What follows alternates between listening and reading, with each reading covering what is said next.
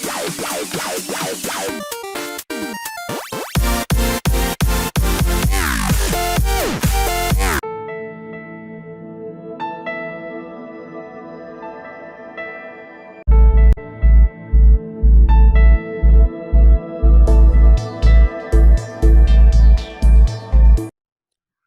YouTube chess lovers and my friends, this is Gunjan here. Welcome to my 7th episode of Queen Trap Sack Lines.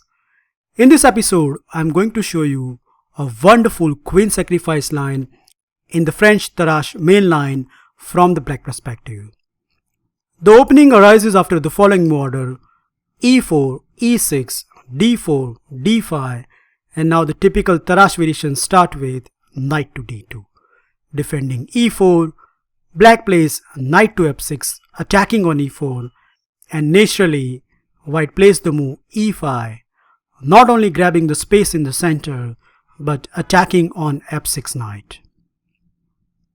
We are going to follow the main line for a while: knight f to d7, bishop to d3, so that bishop has been placed on a wonderful diagonal, and accordingly Black plays his thematic French defense break c5, which try to undermine the white pawn chain and especially the base on d4. White is going to defend this with c3, and now the pressurization of d4 square start with knight to c6, knight to e2. This knight move is more accurate than the f3 square. As you can see, I have highlighted by the arrows, those knight has a great future, and at least they are not interfering each other.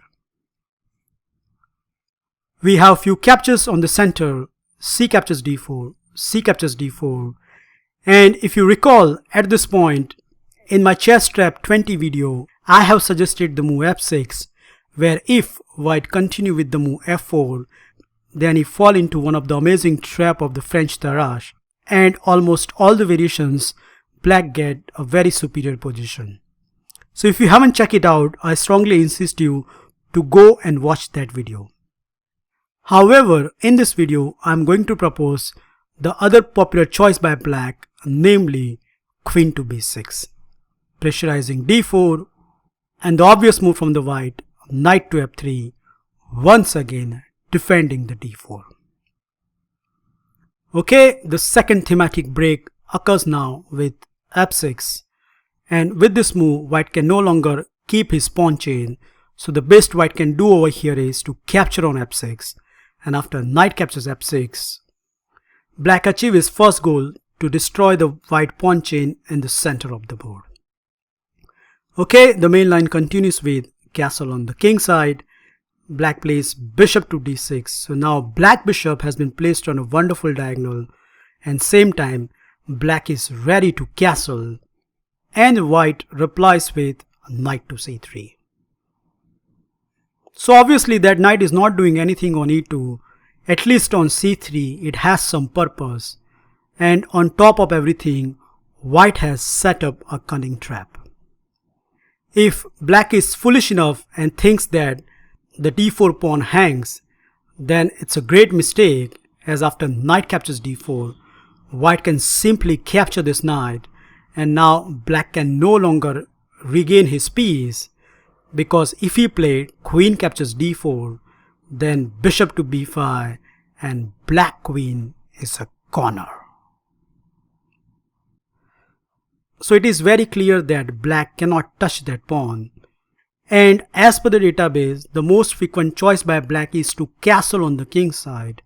However, I am going to propose a different move, and that is bishop to d7.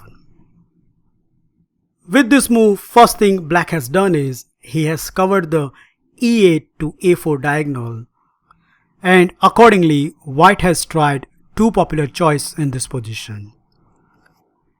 If your opponent continue here with bishop to e3, then my recommendation is you should castle on the king side and follow the main line, which in fact give Black a decent equality.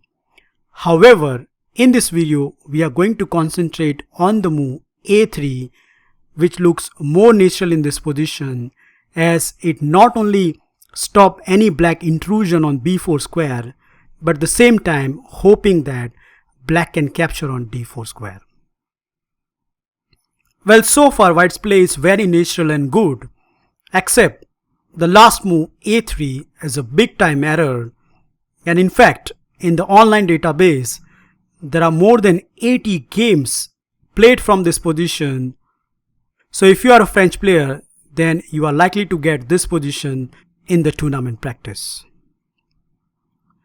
Before I move on, I like you to pause this video and find out what is wrong with the move a3 and how black can exploit it.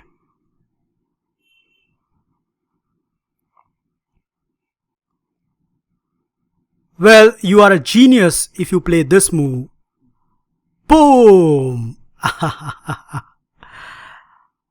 Well, at first sight this looks impossible, right? Because white can simply take this, and now you cannot take this knight. Let's say black take this, then okay, black has stopped the move bishop to b5 check, but this time he has the other check, and that is bishop to g6. And I bet white players' eyes will literally lit up when he see this move, as after bishop to g6 check, black queen is simply out of the game. And yes, indeed true, black doesn't have any good choice here. Black has to take this bishop, and no wonder after queen captures d4, white is dreaming of finishing off black very quickly. But after black's next reply, bishop captures h2, in fact the reverse is true. It's a check, so white king has the only square, king to h1, and after bishop to e5, discover check to the king, king to g1, bishop captures d4. The result of the whole forcing sequence turns out that not only black regain his lost queen, but at the end he get 2 pawn and extra bishop, which is a huge winning advantage for the black. So this is one of the wonderful counter queen trap exists in the French defense, which can caught a lot of off-guard opponent. Before I leave, there is one point I like to mention, that in some books knight to b5 has been recommended, but I don't think so this provide any solution to the white camp, as after the accurate response queen to e5, so we are threatening queen to h2 checkmate, and it doesn't matter whether white continue with g3 or f4, it is only black who is coming on top of all the variations. For example, if your opponent continues with the move f4, then the simplest is you first deliver this check, and after king to h1 and queen to b8, sooner or later we will kick this knight with a6, and there is hardly any compensation for the lost pawn. Well, same goes for the move g3, as after bishop to b8, bishop to f4, the key thing you have to remember is do not capture on b2, but simply play queen to h5, and this queen exchange cannot be denied, otherwise white pawn structure will be ruined. So the sample line can run like this: knight to c7, creating a fork, bishop captures c7, queen captures h5, knight captures h5, bishop captures c7, knight to f6, bishop to e5, and now king to f7. It's okay that white has a bishop pair, but the important factor is black has a runner on the d file, which is not easy to stop. And with some careful play, I am definitely sure that black can obtain a full point.